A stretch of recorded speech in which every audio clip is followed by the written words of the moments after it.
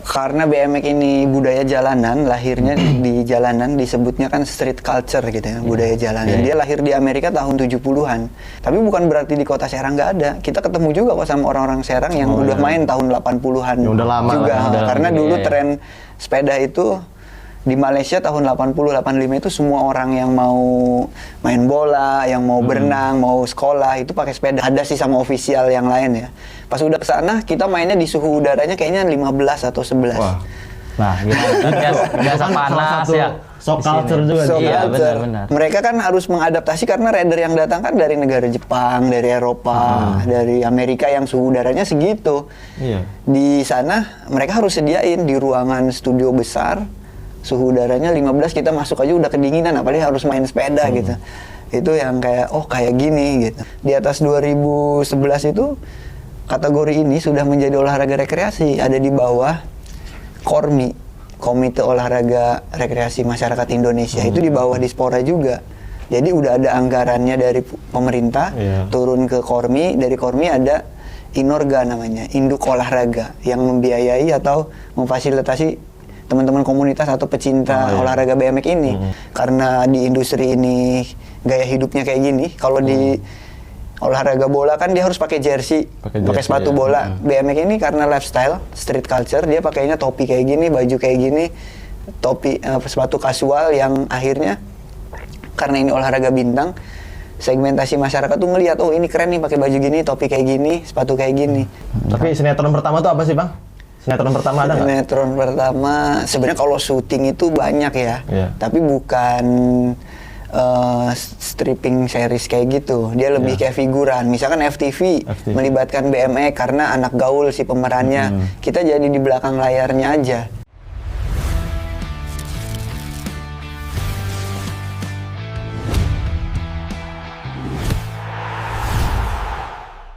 Welcome back to Banten Podcast di segmen Tongkrongan Bola. Jadi video kali ini ya Mar ya, episode kali ini nih sebenarnya lumayan berbeda sih Mar. Karena kan kemarin kita di konten-konten kan udah bikin tentang tema sepak bola ya kan. Terus juga kemarin episode pertama udah datengin pelatih futsal lisensi gitu. Jadi di episode kali ini nih lumayan berbeda gitu. Betul sekali Jai, karena kali ini kita kedatangan atlet pro rider BMX yang udah go internasional. Oke, kita langsung aja kita sambut aja. Ini dia Heru Anwari. Siap. Welcome Bang ya. Sebelumnya terima kasih nih ya udah menyempatkan hadir ke sini. Mungkin ya kita tahu ya jadwalnya padat nih. Kayak gimana gitu. Karena kan minggu kemarin juga habis event ya Bang ya. Minggu kemarin ke Bandung ya kayaknya. Iya. Ya, makanya kita beruntung nih sebenarnya ya. Beruntung banget soalnya dia kan padat banget jadwalnya. Iya makanya. Gitu. Awalnya saya kira di Tangerang, makanya kita atur-atur schedule gitu kan. Karena minggu ini lumayan ada jadwal juga gitu. Ini untung deket ya, karena Bang Heru juga asli orang Serang. Terus kita juga dari Serang, jadi ya enak lah ya komunikasinya gitu. Paling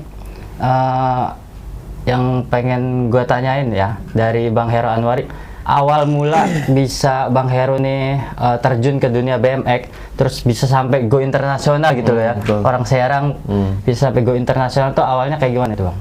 Awalnya main bola. Karena memang di tongkrongan bola, tapi nggak serius secara cerita. Dulu kan tahun 2000-an kayaknya ya, 2003 gitu. SSB tuh rame ya, Singandaru gitu kan. Ada yang di stadion, ada yang di alun-alun latihannya. Dan gua tuh latihannya bukan di tempat yang mahal itu. Di belakang stadion ada lapangan lagi. Sarang Pratama. Iya, itu. Iya, yang biasa tempat latihan Singandaru tuh. Hari Rabu. Iya, lapangan Tanah Merah. Itu mungkin kayaknya sekali latihan cuma 2.000 deh. Pelatihnya bawa mobil Kijang, tapi kalau kita pulang karena bawa sepeda, kita lewat stadion, itu ada anak-anak freestyle. Di situ kalau nggak salah ada anak basket yang pinjam sepeda dan ngelakuin trik. Oh, ternyata sepeda ini bisa ada gaya-gaya gitu. Tapi kita belum tertarik apa itu BMX, cuma sepeda-sepeda biasa aja ya. Tahun 2003, 2004. Nggak jauh dari bola sih. Itu tahu freestyle tapi belum tertarik. 2005 pesantren. Di sela-sela pulang pesantren, teman-teman di lapangan bola, gua main bola juga. Karena memang hobi bola memang. Oh, hobi bola. Oh, dari SD tuh mewakili SD main bola gitu. Sekolah SSB itu di stadion di belakangnya. Iya. Lihat BMX juga pas main bola keluar di pesantren sebelum keluar ya. Lihat teman yang dulu main bola itu naik sepeda bisa loncat solokan.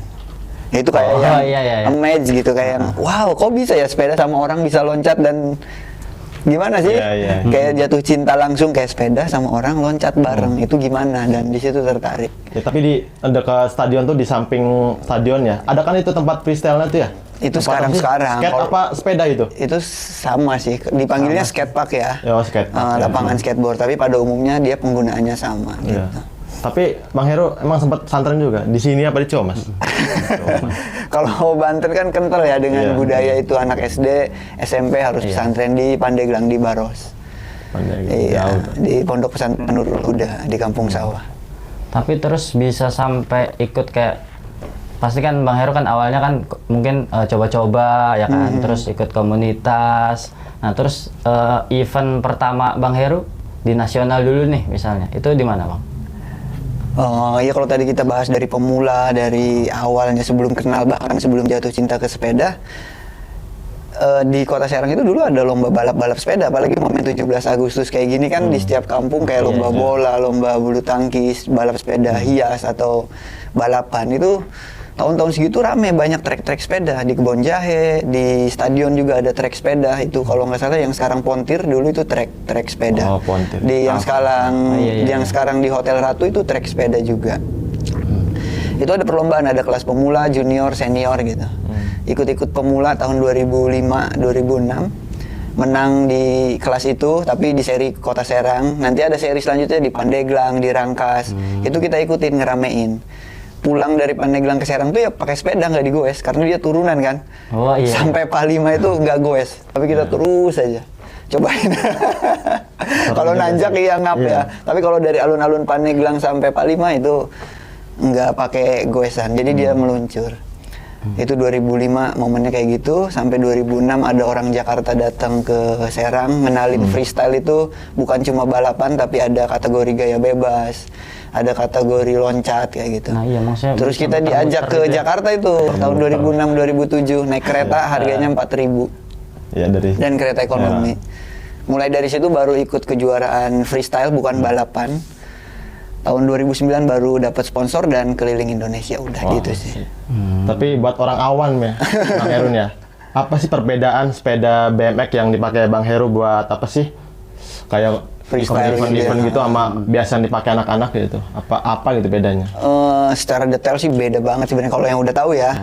Tapi kalau memang cerita zaman dulu itu memang agak ngeselin. Orang tua kadang marah, kenapa sepedanya di bengkel setiap hari bongkar pasang. Padahal kan setiap kita ngelakuin trik karena komponen yang nggak bagus pasti rusak. Entah asnya bengkok atau bannya geser karena kan nggak bagus lah, spare partnya gitu. Harus safety lah ibaratnya. Safety. Terus kadang orang-orang pinjem main ke pasar atau apa, padahal kita kan udah ngerawat, udah ini sepeda spesial gitu untuk. Banyak komponen-komponen yang beda, termasuk kayak ban. Kalau standar itu bannya di 35 PSI sampai 60. Kalau motor kan mobil itu 35 sampai 40 udah paling kencang ya. Mobil Puso 100 PSI ya. Dan ban yang kita pakai tuh sampai 125 PSI. Berarti kan dari segi ban aja udah beda dari ban-ban biasa.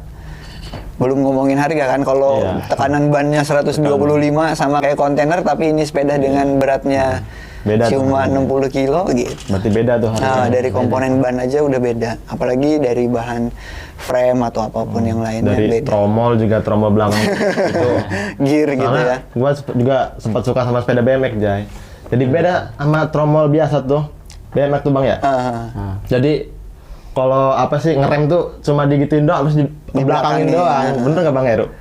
Banyak jenis. Kalau itu nggak dipakai di freestyle, tapi itu kan no brake ya, nggak pakai rem dan remnya di trombol. Kalau di kita ada beberapa istilah.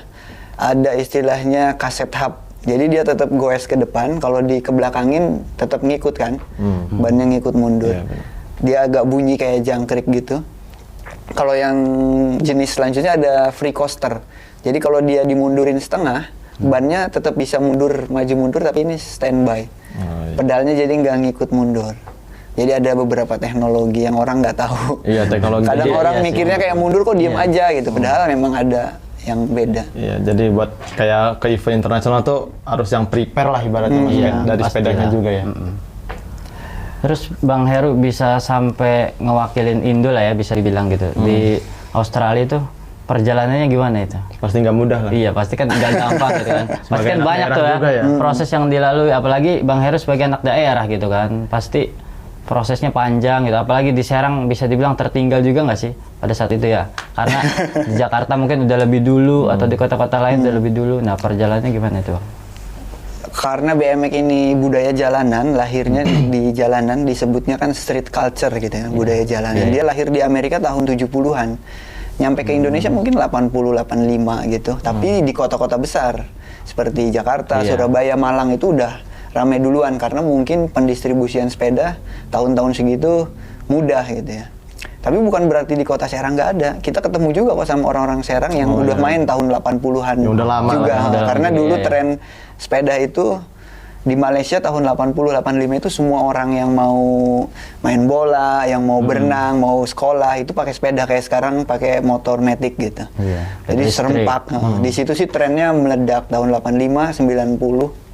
Di Bandung agak redup 90 ke 97, switch ke sepeda federal yang sekarang tren lagi. Terus ya Serang waktu itu udah rame komunitas sebenarnya BMX. Udah rame komunitas, terus 2006 udah lomba nasional, terus 2009 dikontrak perusahaan besar, perusahaan sepeda terbesar se-Asia Tenggara. Akhirnya dia yang biayain untuk perform sama ikutin kejuaraan di seluruh Indonesia. Karena kita udah di bawah perusahaan kan mau nggak mau ikut program dia kan, harus juara, harus latihan. Ya pokoknya kerja. Jadi kita tuh kayak karyawan, tapi kerjanya main sepeda. Dapat bonus, dapat gaji, dapat BPJS. Dulu kan jam sostek ya. Orang ngiranya main sepeda aja, tapi sebenarnya udah ada gaji bulanan setiap itunya. Tapi kerjanya latihan sepeda. Dan bukan cuma latihan setiap bulan atau setiap event, setiap minggu dia punya kegiatan yang harus kita datengin. Kan dia kan perusahaan sepeda, dia punya distributor di setiap provinsi, dan setiap provinsi punya kegiatan, mau nggak mau harus ngedatengin atletnya ke seluruh, kayak ke Surabaya, ke Jogja, ke Bandung, ke Lampung gitu. Jadi mau nggak mau kita akhirnya berpetualang, lihat event, lihat kejuaraan. Dan setelah jadi juara nasional, negara butuh untuk atlet yang membawa represent Indonesia, mau nggak mau harus patuh lah, harus ikut gitu ya. Oh ya berarti saya sudah terpilih dan saya yang terbaik di Indonesia kayak gitu. Sebagai anak daerah nih Bang, apa sih tantangan terbesar gitu?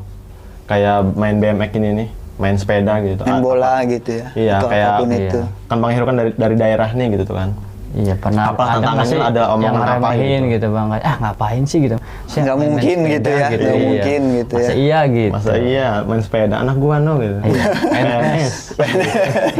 Iya, seragam kan. gitu ya. Namanya tetangga kita nggak tahu Maria gitu. Pernah nggak? Maksudnya kalau udah sejauh ini sih udah 20 tahun lebih ya main sepeda. Akhirnya nggak ada tantangan yang sulit. Biasa mungkin kalau baru mau mulai kayak nggak mungkin, sulit, impossible gitu ya. Sebenarnya pas udah lihat 20 tahun, kalau kitanya benar-benar mau apa yang kita ingin capai, kayaknya nggak ada alasan tantangan terberat lah. Justru terberat itu bukan tantangan akhirnya kan, kita akan mengalahkan itu semua. Kalau ngomongin tantangan, misalnya di kota Serang nggak ada fasilitas, kita harus latihan ke Jakarta, naik kereta. Itu kan tantangan-tantangan yang akhirnya tidak menjadi tantangan. Dulu pulang dari Kebayoran itu harus naik kereta batu bara dan di tengahnya, kebayang nggak ada lampu, gimana nggak berhenti di stasiun Serang yang kita harus loncat. Itu kan tantangan yang harusnya orang nggak mau, tapi kan kita udah melakuin dan ngelewatin itu. Berarti tantangan itu tuh udah nggak kelihatan tantangan, yang memang untuk sebagian orang menjadi tantangan berat. Tapi akhirnya kalau kita memang lihat mimpi besar, entah 5 tahun, 10 tahun ke depan, yang tantangan sekarang sih harusnya bisa kita nikmatin aja, itu bukan tantangan. Tapi mungkin Mas Heru kan dari Serang gitu ya. Terus pertama kali nyampe ke luar negeri itu kayak gimana itu? Pasti kan culture-nya kan beda ya kan. Terus adaptasinya kayak gimana gitu pas ketika udah nyampe di sana itu kayak gimana? Pertama keluar negeri 2011 ada kejuaraan World Circuit. Dia kalau MotoGP kan ada series gitu ya, Catalonia, Mandalika. Sekarang kalau FIFA World Cup kan ada seri-serinya gitu. BMX juga ada serinya. Jadi yang terdekat itu serinya Singapura. Salah satunya. Waktu itu kan mungkin Amerika atau Eropa, Singapura ada nih Asia. Jadi perusahaan ini karena emang udah nge-cover pergi ke seluruh Indonesia, Asia pun dia cover juga karena masih dekat. Kita kayak dikasih amplop isinya dolar, terus kayak wah gimana nih keluar negeri. Dia cuma ngasih tiket dolar ya berangkat gitu. Ada sih sama official yang lain ya. Pas udah kesana kita mainnya di suhu udaranya kayaknya 15 atau 11. Wah. Nah, biasa panas ya. Shock culture juga. Iya, Culture. benar. Mereka kan harus mengadaptasi karena rider yang datang kan dari negara Jepang, dari Eropa, dari Amerika yang suhu udaranya segitu. Iya. Di sana mereka harus sediain di ruangan studio besar, suhu udaranya 15, kita masuk aja udah kedinginan, apalagi harus main sepeda gitu. Itu yang kayak, oh kayak gini gitu. Kebayang mereka harus di suhu 30 yang Indonesia, mungkin mereka nggak bisa main kepanasan. Kita kebalik 30 ke suhu yang 15 kedinginan gitu. Atau kerokan. Harus bawa obat itu.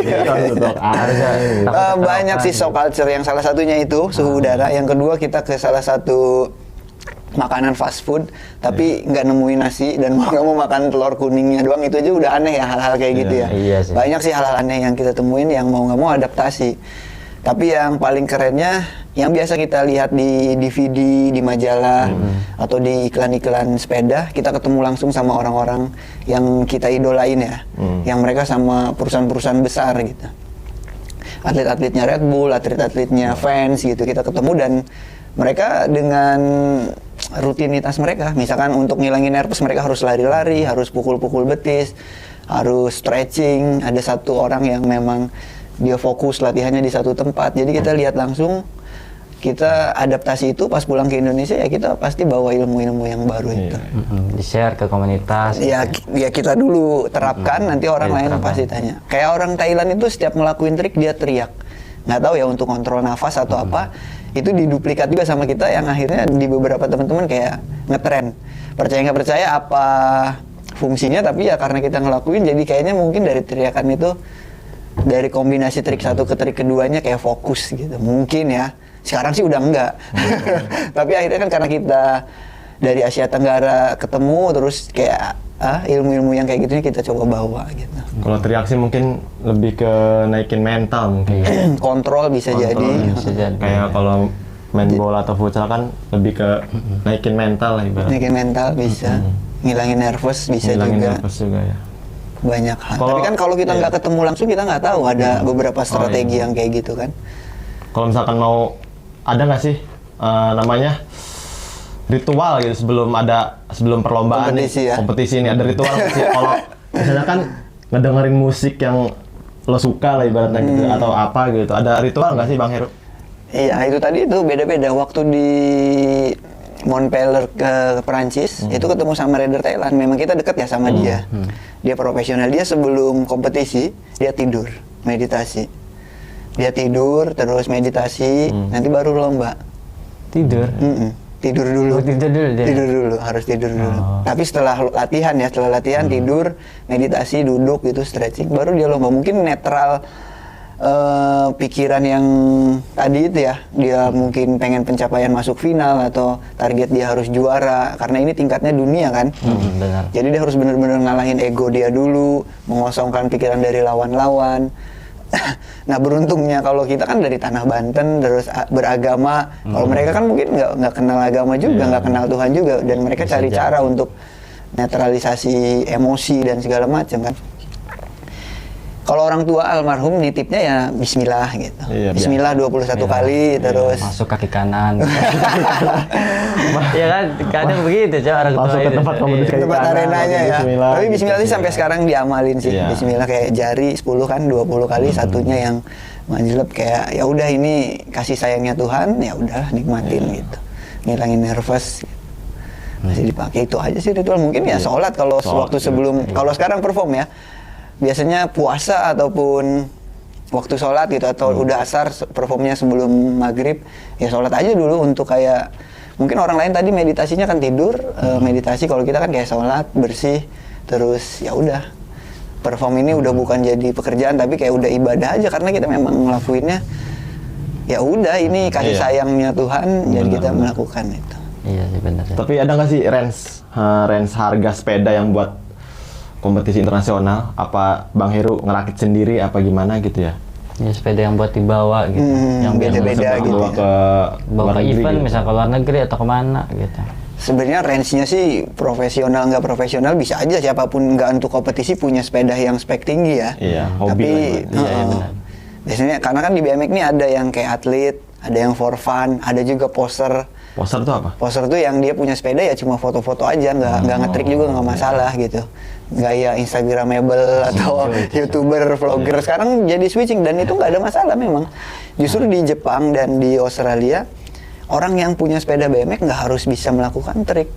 Sekarang ditanya orang yang punya motocross harus main motocross, nggak juga. Iya, mungkin buat sekedar hobi aja gitu Iya. punya motor. Orang pakai jersey nggak harus juga dia pemain bola Bisa dan main bola bener. juga Iya, gitu. Dan lo main BMX, suka BMX, ini sebagai identitas kendaraan lo sepeda aja karena lo suka BMX gitu atau punya teman BMX gitu yang nggak harus dituntut harus bisa trik. Itu jadi kendaraan yang mobilitas lo keseharian gitu, ke tempat kopi. Lo pakai MTB bukan berarti anak mountain bike ke gunung juga kan, tapi pakai MTB kan, gitu. Anak road atau sepeda apapun itu. Justru di beberapa negara itu tidak menjadi identitas lo harus atlet dan lain-lain gitu. Nah balik lagi ke harga, ya bisa aja dia tanpa melakukan lomba dan tanpa melakukan trik, sepedanya malah lebih mahal dari orang yang lomba gitu kan. Jadi balik lagi ke perorangannya. Tapi kalau misalkan ngomongin profesional, kalau range harganya bisa 10 sampai 40, 50 gitu. Untuk bisa dikategorikan profesional ya. Iya. Tapi kayaknya range sekarang dari 2010 ke 2025 ini, dulu 9 sampai 10 tuh udah profesional banget lah. Masih ada yang 3 sampai Udah bisa 7 ya, gitu ya bisa dipakai. Sekarang kayaknya 10 yang 3 jutanya dulu. Di 15 tahun sekarang ini. Oh, iya. Dari 2010 ya Iya, perbandingannya. 2010 perbandingannya. Yang 10 itu sekarang di 40-an, 50-an. Wow. Inflasi Kayak gitu. men. Inflasi dia itu gitu.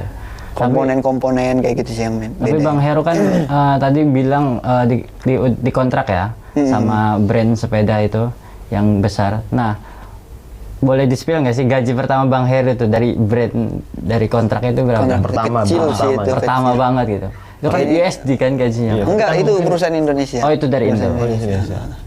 Kayaknya 750.000 per bulan. Oh, per bulan. Tapi di luar jam sostek, Oh, di luar BPJS, benefit terus bonus dulu itu kalau sekarang kayak ada ambasador apa?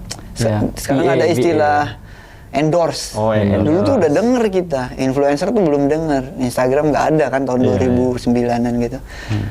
Jadi dulu itu kalau atlet ini masuk majalah, itu bonusnya ada rate-nya. Kalau sekarang kan influencer dibayar nih untuk tayang di Instagram, view-nya berapa kan? Iya. Dulu kalau gue tembus juara masuk majalah Hai atau majalah apa aja sepeda gitu, itu bonusnya gede, bisa 5 jutaan. Atau masuk TV itu ada bonusnya lagi.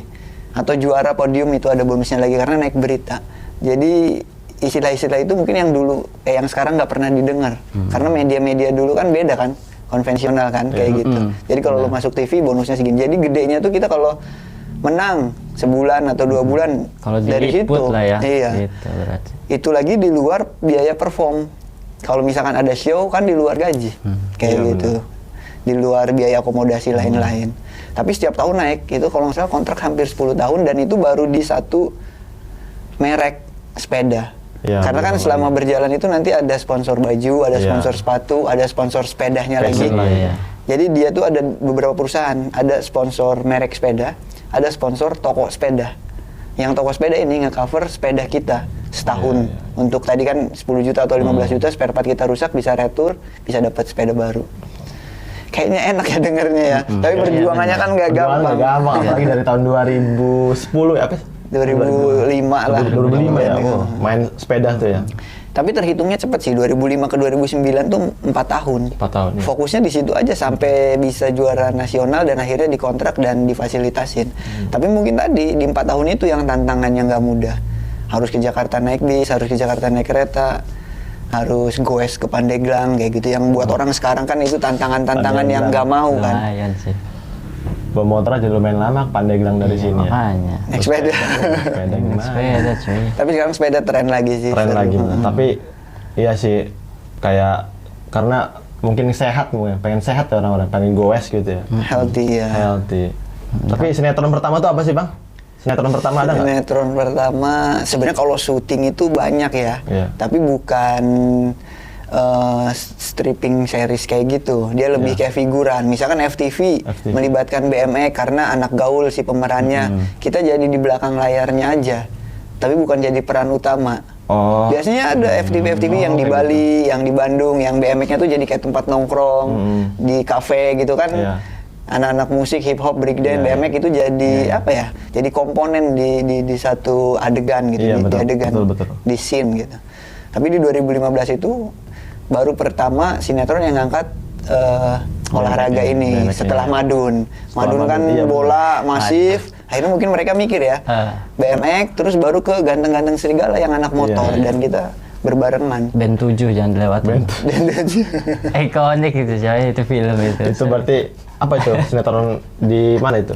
Dulu di MNC TV, Go BMX Go judulnya. BMX. Itu lama juga prosesnya, dari 2014 kita produksi promosi itu nunggu 3 bulan, judulnya lain, nama pemerannya lain, sampai akhirnya beda judul, dibeli beberapa stasiun. Kayak gitu kan harus nunggu sponsor dulu apa segala macam. Sekali kontrak kan 40 episode. Kalau lewat 40 episode nanti tambah lagi 40 episode jadi 80 episode. Oh, per 40 gitu. Per 40 ya? kontraknya.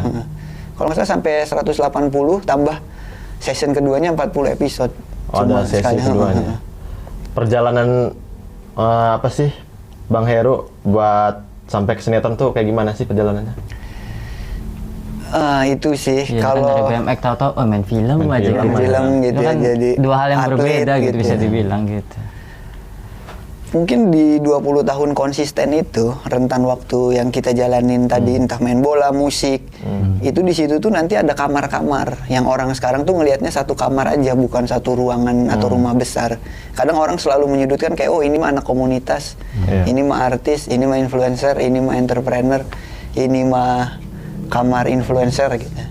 Sebenarnya dengan kita konsisten, nanti selama perjalanan kita akan menemukan kamar-kamar yang tadi. Misalkan pertama jadi hobi, komunitas lah, boleh orang sebut saya sebagai komunitas gitu ya. Nanti selanjutnya mungkin setelah jadi atlet, karena membawa nama daerah, provinsi atau negara, bisa disebut jadi kamar atlet. Nanti setelah atlet, karena udah nggak represent daerah, bisa disebut sebagai pelatih atau atlet. Karena memang lebih konsistennya di atas 10 tahun, bisa aja jadi influence, karena menginfluence orang kan. Dan ada lagi kebutuhan promosi karena kita terkenal, masuk ke industri entertainment karena bisa menghibur, bisa dibilang jadi kamar artis. Jadi kadang orang sekarang lebih merendahkan atau mendowngrade kan kayak, oh ini cuma influencer, oh ini cuma entrepreneur gitu. Padahal dia enggak, dengan konsisten itu lo bisa nemuin beberapa kamar nantinya. Tapi bahaya juga sih, bisa star syndrome, atau bahayanya kalau misalnya kita menganggap kita di sini dan tidak melihat kamar yang lain. Gitu. Yang lihat ke belakang lah. Syuting itu ya nggak dianggap itu jadi kamar yang mewah. Justru sebelum syuting kan udah jadi juara nasional. Iya, benar. Dengan adanya syuting kayak, ngapain lo yang butuh gua gitu. Iya, karena gua atlet nasional, udah punya pasarnya. Iya, kayak Madun mungkin dia emang pemain bola yang justru entertainment ini rumah produksi yang butuh si Madun gitu. Dia yang butuh kita. Iya. Untuk dia jual kan. MNC yang butuh Bang Heru lah ibaratnya, sama teman-teman. Kayak gitu. Ya udah, itu terjadi aja sih yang 2 tahun 3 tahun, tapi impactnya memang besar ya. Kayak toko-toko sepeda, tren seluruh Indonesia, perkembangan kayak gitu. Semua masif. Dari film itu tuh kayaknya terinfluence gitu, kayak coba beli sepeda gitu. Iya, emang bener impactnya tuh. Emang kata Bang Heru, itu gede impactnya banget besar ya. gitu. Toko-toko sepeda bekas juga kayak dia ngucapin kayak terima kasih, penjualannya melesat, bisa ini itu, bisa beli ini itu. Kayaknya seminggu dia sebutin bisa sampai 15 juta deh toko sepeda bekas ya, karena orang-orang anak kecil beli sepeda kan. Dan itu bukan cuma di Serang, kayak Sukabumi, semua seluruh Indonesia. Semua, ya. Sepeda pertama Bang Heru dari sini ya Pak? Ngerakit gitu? Iya pasti. Rakit Dulu sendiri, kan pesantren ada sepeda 2, karena spesifikasinya bukan BMX, mau nggak mau harus kita 2 tuh ditukar tambah jadi 1 ke BMX. Gitu. Nah Bang, terakhir ya, yang mau gua tanyain paling gua pengen dengar dari Bang Heru, bagi tips dong buat anak muda gitu yang mungkin pengen terjun ke dunia BMX, terus pengen kayak Bang Heru juga bisa sampai go internasional tuh kayak gimana? Ya, khususnya anak-anak daerah Banten lah gitu, Serang Banten. Khususnya anak Serang. Sebenarnya sekarang tuh sangat mudah dan potensinya besar banget sih kalau menurut gua ya. Apalagi BMX ini sekarang udah ada di 2 payung hukum. Dia di olahraga prestasi, di olahraga rekreasi. Bahkan kalau di bawah 2010 itu belum dinaungi rekreasi ataupun prestasi. Kita masih memang budaya jalanan, underground. X Games itu kan lahir memang olahraga Extreme Games. Dia ada Extreme Game pun belum olimpiade, belum diukur secara instansi pemerintah, anggaran pemerintah belum. Memang sponsor aja. Itu di bawah 2010 ya. Di atas 2011 itu kategori ini sudah menjadi olahraga rekreasi, ada di bawah KORMI, Komite Olahraga Rekreasi Masyarakat Indonesia. Itu di bawah Dispora juga. Jadi udah ada anggarannya dari pemerintah turun ke KORMI, dari KORMI ada Inorga namanya, Induk Olahraga yang membiayai atau memfasilitasi teman-teman komunitas atau pecinta olahraga BMX ini. Tapi bukan olahraga prestasi ya, rekreasi. Di rekreasi itu udah ada anggaran, ada hibah dan ada pelatihan, ada lombanya juga namanya Fornas, kayak PON ya, tapi Fornas. Bukan olahraga rekreasi masyarakat Indonesia per 2 tahun. Dan itu kalau menang, atlet-atletnya, itu ada kategori anak-anak, perempuan, dewasa, open. Kalau menang itu pemerintah daerah bukan cuma memberangkatkan, tapi memberikan bonus. Tahu sendiri kan bonusnya kan lumayan. Ya segitulah, bisa puluhan juta. Kalau kita orang daerah bisa kebeli sawah. Maksudnya saya mendingan ngomongin di podcast biar memotivasi kan. Mendingan anaknya sekarang 5 tahun dibibit main BMX, siapa tahu nanti mewakili daerah dan bisa juara, dapat emas, dapat bonus dari pemerintah, menghasilkan gitu. Nah, kalau ngomongin olahraga prestasi, karena di Olimpiade sudah masuk cabang olahraga ini, mau nggak mau di Asian Games masuk, di PON masuk, dan di Porprov sampai di tingkat Porda ada. Karena udah setara ke silat, bulu tangkis, bola. Dia masuknya sama dari Dispora ke KONI, terus ke ISI, Ikatan Sepeda Sport Indonesia itu. Sama juga, udah ada anggarannya, ada anggaran latihan, anggaran fasilitas, anggaran sepeda. Kalau memang kemarin itu terakhir Kejurnas tuh ada youth, ada woman kan kita nggak ada nih. Siapa sekarang anak cewek yang main sepeda? Jadi potensi kan, jadi buat teman-teman yang nonton, anaknya udah aja langsung dari umur kecil, potensi untuk. Nah, nggak usah ngomongin internasional dulu, jangan ngomongin nasional dulu, Porprov aja dulu, menang Porprov. Itu terakhir teman-teman yang Porprov itu, ada satu Ahmad Farhan itu menang dapat 32 juta dari kota, karena bawa nama kota ya. Itu kan udah lumayan. Dan lombanya kan antar kota kabupaten aja di Porprov gitu. Dia karena sudah masuk ke olahraga prestasi dan rekreasi juga ada 2. Kayaknya BMX olahraga yang bintang. Jarang olahraga ini di 2 payung hukum ya. Kalau yang ini atlet nih di bawah 21 tahun, kalau ini rekreasi bebas sampai 40 tahun, 50 tahun bisa. Artinya jenjang karirnya panjang. Apalagi kalau udah ngomongin PON, itu bisa 350 juta bonusnya terakhir ya. Kalau kemarin kan yang apa namanya Asian Games kan 1 miliar gitu kan. Ya itu mudah-mudahan lah ya kita melahirkan yang benar-benar generasi dari Banten atau di Indonesia. Nanti ini ditonton kan, menyiapkan anak-anaknya nih yang masih 10 tahun nih, 5 tahun ke depan, jadi umur dia 15 bisa menang di Porprov minimum, bisa dapat tadi kan untuk rumah ataupun aset. Ya kejauhan lah sebenarnya, nggak usah ngomong ke situ, untuk olahraga jauh dari gadget, sehat, udah bagus untuk olahraga BMX ini. Kayak gitu. Beda di bawah 2010, ini nggak ada jenjang karir yang kayak tadi menjanjikan itu. Ini cuma olahraga jalanan, kayak main aja hobi gitu. Udah. Tapi sekarang ini harusnya orang-orang mau mulai main sepeda dan mikirin, apalagi orang-orang tua kayak kita ya, punya anak yang umur di atas 10 tahun, kayak ya udah ini biar bebas dari main HP, gua sekolahin main BMX deh, atau gua sendiri yang latih main BMX deh, gua yang beliin sepeda deh, daripada dia main game terus nanti matanya kenapa-napa. Ya kan? Main ML. Dulu main BMX juga dua-duanya nih? Enggak sih, saya cuma seneng aja. Seneng aja nonton. Nah, satu lagi terakhir.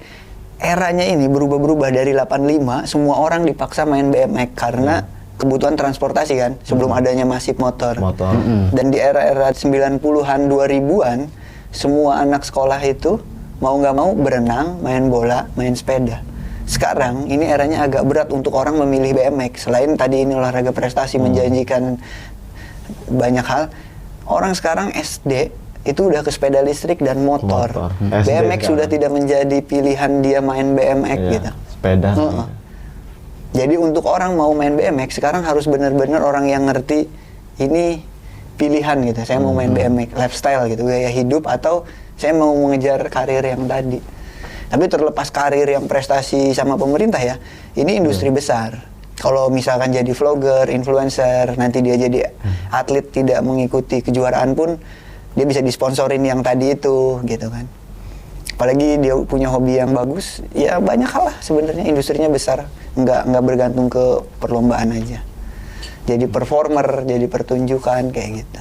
Apalagi kalau dia karena di industri ini gaya hidupnya kayak gini, kalau di olahraga bola kan dia harus pakai jersey, pakai sepatu bola. BMX ini karena lifestyle, street culture, dia pakainya topi kayak gini, baju kayak gini, topi, sepatu kasual yang akhirnya karena ini olahraga bintang, segmentasi masyarakat tuh ngelihat, oh ini keren nih pakai baju gini, topi kayak gini, sepatu kayak gini. Dan ini jadi industri yang baru, jadi fashion, jadi clothing kayak gitu. Jadi akhirnya belajar mau nggak mau jadi entrepreneur juga karena kita berkomunitas, berindustri. Iya, Bang Heru juga kan ngituin JTFF itu. Brand, karena dari awal di endorse, terus disupport. Jadi kita belajar, oh ternyata kita punya keahlian, perusahaan besar tuh harus spend uang besar untuk iklan, dan akhirnya masyarakat atau market tuh ngelihat ini adalah figur, ini adalah icon, dia mau juga ikutin gitu kan, mau beli produk yang sama gitu. Akhirnya mau nggak mau ya kita bikin aja produk sendiri. Kota Serang 0254 itu. 0254 itu nomor telepon apa? Kode area. Kode area. Telepon, itu JTFF 0254. Ya udah, itu mulai di tahun 2015 kayaknya, 10 tahun ke sini. Ya akhirnya kan bukan cuma prestasi, rekreasi, industri, entrepreneur, jadi banyak kamar di selama perjalanan itu. Kayaknya positif kalau orang-orang mau main BMX. Positif. Dan ya jangan malu lah, follow aja siapa aja yang main BMX, tanya gimana gabungnya, nanti main bareng kayak gitu. Enggak yang rumit pendaftaran kayak gitu, itu enggak. Karena kita udah bersyukur orang udah mau main BMX dengan segala pilihan sekarang kan. Event terdekat di mana, Bang? Event terdekat kalau kontrak di luar negeri masih Oktober, November, Desember. Tapi event terdekat mungkin masih di sekitaran sini. Besok sih Tanjung Lesung ada fun bike. Terus kompetisi-kompetisi di September udah ada 2 jadwal. Ada satu perusahaan yang memang dia tour seluruh Indonesia punya activity BMX. Itu tanggal 5 kalau nggak salah Bekasi, tanggal 10-nya di Sukabumi. Wah, bener. Kayak gitu. Itu di September. Padat parah ya. Nanti Oktober mungkin kita bikin ada di Citra Raya. Nanti ada acara musik juga, tapi di situ ada BMX-nya. 15 Oktobernya udah berangkat keluar lagi. Kayak gitu. Ya tadi itu kan kamar-kamar yang lain. Akhirnya nggak harus lomba, tapi perform apapun itu. Kayak sekarang podcast, cerita-cerita. Ya makanya kan dengan jadwal yang padat itu kita mau ngucapin terima kasih ya untuk Bang sama Bang Heru nih udah menyempatkan waktunya hadir ke sini gitu, Bang. Saya juga berterima kasih sudah diundang tongkrongan bola karena saya juga hobi bola. ya akhirnya kita jadi tahu ya perjalanan Bang Heru dari awal kayak gimana sampai gitu. bisa di titik inilah ibaratnya. Sampai ya menginfluence orang-orang, sampai ada sinetronnya juga ya kan. Sampai main sinetron loh dari BMX coy gitu maksudnya gitu. Ya paling itu aja sih Bang Heru yang mungkin yang mau gua sama Mardi tanyain gitu.